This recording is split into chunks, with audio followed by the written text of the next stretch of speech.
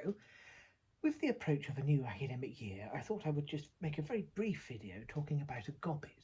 Um, Now, for those of you that don't know what a gobbet is, this video may be of little to no use whatsoever. Um, so feel free to stop watching if you're not interested in that.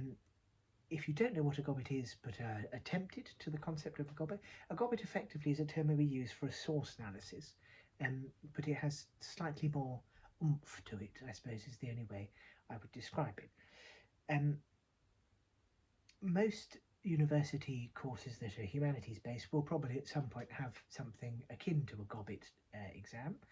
The module I'm teaching this term, or PTAing for, I should be very clear, which is postgraduate teaching assistant, which means I take the seminars but not the lectures, um, has a gobbet exam after Christmas, and it's worth 30% of the students' overall grade in that module. It comprises of 9 gobbets, of which they'll pick 3, and they're invited to comment on context, structure, and significance. So why am I making this video? Well, in part because I've just come back from a seminar today talking about gobbets to the new undergraduates, and most of them had absolutely no idea what a gobbet was. Bemused looks, bemused and blank looks, in fact, all around the seminar room. In its most literal sense, a gobbet means, traditionally I suppose, rather than literal, a hunk or lump of flesh or food. Um, it's quite a visceral image, but I think that's partly why I enjoy the word so much. And it also perfectly explains really what a gobbet, in an academic sense, is. It's a hunk or a lump of a text that's been lopped out of its context, plopped on a piece of paper, and which you are then invited to dissect. And again, as I say, to comment on the context, structure, and significance. So, what is the best way to think about approaching one? Well, really, the way to start will very much change depending on the nature of the gobbet exam that you've got to sit. Now, I'm something of I'm what you would call a lifer. The university I'm currently at doing my PhD is where I did my undergraduate and my master's. I won't tell you which university because frankly it doesn't matter. And so I happen to have done this module which I'm currently teaching, which is Roman philosophy, when I was an undergraduate as well. In my day, when I was young, the gobbet exam was an actual exam, and actual, I suppose, is perhaps the wrong choice of words because that implies that I think the current form isn't real enough, which is untrue. In my day, though, it was an in-person exam, I suppose is the better way to put it. You had to walk up to campus, you had to go to the exam hall, you had to do all the usual sort of stuff, and you had to write the exam under time conditions from memory. It was an hour, and so effectively you could write as many words as you wanted to, as long as you could spaff it out. Visceral again, I do apologise, but nonetheless, really some of the quality of the stuff we used to write back then was spaffed. Spaffed out as many words as you could in an hour to comment on 3 of them.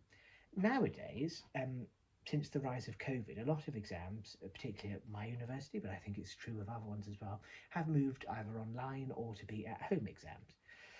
That very much changes the nature of the beast, and so it's still nominally an hour, but you've got a 24-hour period in which to write it. And of course, unless the university has managed to sort of inveigle itself into every one of the students' households, like some sort of big brother figure, it's unlikely that they're going to be able to keep real tabs on whether you spend an hour or 5 on it. So rightly so, the goalposts have changed slightly, and now the limitation is that you have 350 words, give or take 10% either side. So not a lot of words. So the art really of a gobbet now in those settings is even more requires even more skill really, and even more urgency and ability to convey things in a short amount of time. It's also open book, which it wasn't in my day as well. But again, I personally think that's a very good move. I know there's a lot of people, and I am by no means old, I just happen to be older than the undergraduates that exist now. But a lot of older people, do sort of bemoan how things have got easier since they were a youth, and frankly, I'm not sure that's true. And I think even if it is, it's a very unhelpful thing to say. So going back to the Gobbet then, how are we going to approach it? Well, you've got 350 words. You could talk about context, structure, and significance, which is, well, I would hope you would talk about that because that's what we're asking you. But you could structure an approach, context, structure, and significance, 3 paragraphs on each. That seems like a very sensible thing to do, but that's quite a sort of workman style answer. You know, you're getting the job done, but you're not really displaying any artistry. And this, I think, really is why I would insist that a gobbet is different from the source analysis. There is, in a good gobbet, a certain amount of artistry. There's a bit of literary flair. Because really, when you think about it, context and structure, you can probably talk about at roughly the same time. That the structure of something is, to a certain extent, influenced by the context in which it's being written, you know, what the writer is trying to achieve and so on and so forth. So what I would suggest doing is a very wanky analogy, but one that I was very pleased of when I first thought about it. And in fact, I need to get something to help demonstrate this. For the students, I had a lovely PowerPoint, which I spent a very long time doing. And was very chuffed about. And then, of course, I got into the seminar room today. I should note this is the first year I've even bothered to try and do a PowerPoint. Before then, I've been aggressively old school and insist on using pieces of paper and the overhead projector thing. But anyway, this year was the first year that I'd done everything digitally. So I thought, you know, oh, I'm liberated now in this digital age. I shall just log on to my account, my OneDrive, on the computer in the seminar room. You know, I don't need to bother taking anything with me. Would you like to guess what happened? Yes, of course, the computer wasn't working. So I had to do the whole ruddy seminar using the overhead projector on my mobile phone, going through the PowerPoint notes. There we go. But anyway, on the PowerPoint, I had a rather nice line drawing of an hourglass. And as so happens, I happen to have an hourglass here as well, which I can point at. Now, it is wanky, so do bear with me, but it's a bit of fun, and I think it's quite a useful way to approach your gobbet. You need to start with broad brushstrokes at the top. That's where we can get, you know, your context and your structure out. You know, who the gobbet's by, when they were writing, why they're writing it, what they're trying to say, that sort of thing. The broad brushstrokes. Then, gradually, we're going to move down to the narrow point. We're focusing in. The thing to bear in mind if you're answering a gobbet exam is that the gobbets will have been chosen for a reason. They're not just, you know, your module convener hasn't just got a text, put it up on a darts board and thrown a dart at it and then gone, right, okay, we're going to take this particular quote here. We will either have picked the particular gobbet because there is one very specific thing that we would really like you to talk about, or because it's such a sexy gobbet that there's so much you could talk about, you can pick which bit you want to talk about. So when you do get your paper, read it through and ask yourself with each gobbet, what is it that they're wanting me to talk about here? And really then you can limit yourself. If there's things that you really dislike, don't bother answering the question on it. You can pick the ones where the focus is on something you're interested in. But narrow your focus. So we're going down, we're narrowing in, we're burrowing into the point, or one of the points that you wish to make.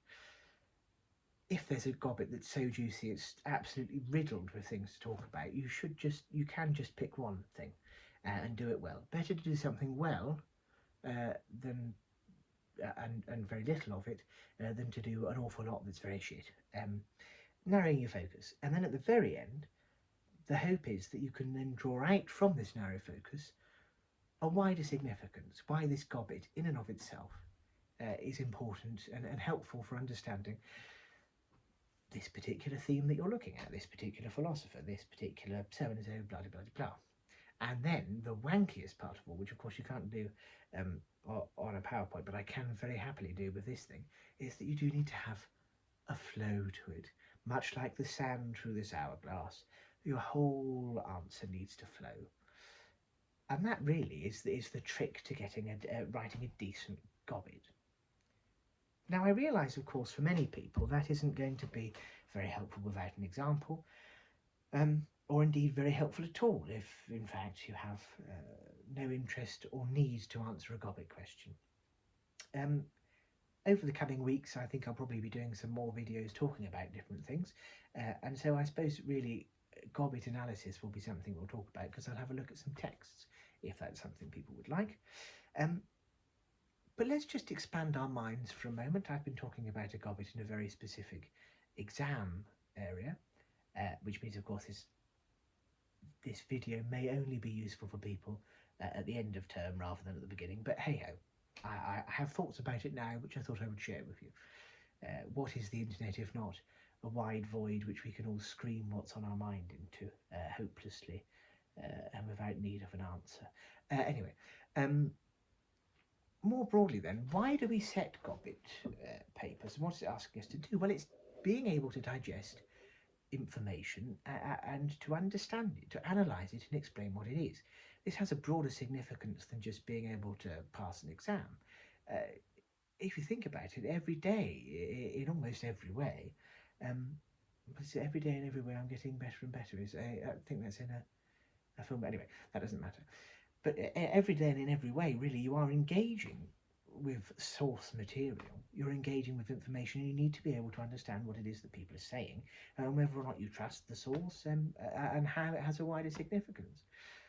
So I suppose the Gobbet really is for everyone, not just for the bedraggled undergraduate that has an exam to complete.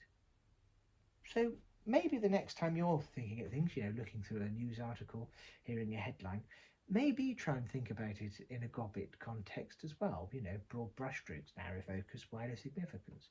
What are they saying here? Why are they saying this? What does it mean to me? Why are they saying it in this particular way? And what impact does that have on my broader life? Yeah, I think that's suitably wanky enough, isn't it? Please feel free to ignore any or all of this if you've made it this far. But there we go.